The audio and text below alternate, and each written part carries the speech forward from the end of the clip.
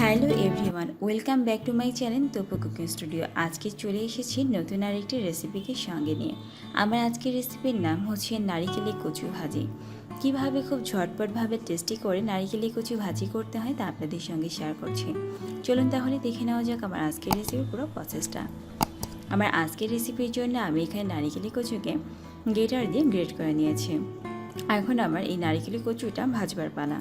রেসিপিটা তৈরির আগে এখানে নিয়ে নিয়েছি 1 টেবিল চামচের মতো কাঁচামরিচ বাটা। আমার কাঁচামরিচ বাটাটা ডিপ ফ্রিজে ছিল, এই জন্য আমি ডিপ ফ্রিজ থেকে বের করেছি। এখন আর নিয়ে নিয়েছি কুচি করে রাখা দুইটা পেঁয়াজ কুচি। রেসিপিটা তৈরির জন্য অলরেডি চুলায় একটা প্যান দিয়ে দিয়েছি আর দিয়ে দিচ্ছে পর্যাপ্ত সয়াবিন তেল। ভাজির রেসিপিতে তেলটাকে একটু বেশি করে ইউজ করবেন। আর ফোড়ন হিসেবে দিয়ে দিচ্ছি রাঁধুনি। আপনারা চাইলে গোটা জিরাও ইউজ করতে পারেন, যে যেটা স্মেল পছন্দ করেন সেই ফোড়নটা ইউজ করলেই চলবে। ফোড়নটাকে ভালো মতো ভেজে নিচ্ছি, করে দিয়ে দিচ্ছি গ্রেটার দিয়ে গ্রেট করে রাখা যে নারিকেলি কচুটা আছে সেই কচুটাকে দিয়ে দিলাম সামান্য হলুদ গুঁড়া এবং দিয়ে দিচ্ছি স্বাদ মতো লবণ। আমরা হয়তোবা অনেকেই নারিকেলি কচুকে চিনি না, কিন্তু নারিকেলি কচুকে আমরা সাধারণত অনেকেই শোলা কচুও বলে থাকি, কিন্তু আমি এই কচুটার সঙ্গে নারিকেলি কচু নামে পরিচিত। আমি কিন্তু অলরেডি মরিচটাকেও দিয়ে দিয়েছি। আর কচুর রেসিপিতে সবসময় ঝালটাকে বেশি করে দেওয়ার চেষ্টা করবেন। বেশি করে ঝাল যদি আপনি অ্যাড করেন ভাজির মধ্যে, তাহলে দেখবেন রেসিপিটা খেতে অনেক মজা লাগবে।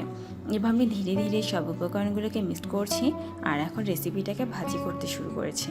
এভাবে ধীরে ধীরে আমি কচুটাকে ভেজে নিয়েছি। আমি আরও কিছু তেল অ্যাড করে দিলাম যাতে আমি এর মধ্যে পেঁয়াজটা দিয়ে ভাজি করতে পারি। রেসিপিতে কিন্তু পেঁয়াজটা সবসময় পরে দেওয়ার চেষ্টা করবেন, তাহলে রেসিপির টেস্টটা আরও অনেক অংশেই বেড়ে যাবে। এখন সব উপকরণগুলোকে কচুর সঙ্গে মিক্স করে ভাজি করতে শুরু করেছি। এভাবে ধীরে ধীরে পেঁয়াজের সঙ্গে কচুটাকে মিক্স করে ভাজি করলে আমার কিন্তু ভাজিটা হয়ে যাবে। এভাবে ধীরে ধীরে মিনিমাম 5 থেকে 7 মিনিট টাইম নিয়ে যখন কচুর কালারটা লালচে ব্রাউন কালার হয়ে যাবে, তখনই বুঝে নিতে হবে যে আমার কচুটা সিদ্ধ হয়ে গেছে। আমার কচুটা কিন্তু অলরেডি ভাজা হয়ে গেছে, তাই আমি এখন সার্ভিং বলে নামিয়ে নিয়েছি। আশা করব আমার আজকের এই নারিকেলের কচু ভাজার রেসিপিটা আপনাদের ভালো লেগেছে। যদি রেসিপিটা আপনাদের ভালো লাগে তাহলে অবশ্যই আমার চ্যানেলটাকে সাবস্ক্রাইব করবেন এবং পাশে থাকা বেল আইকনটাকেও ক্লিক করবেন।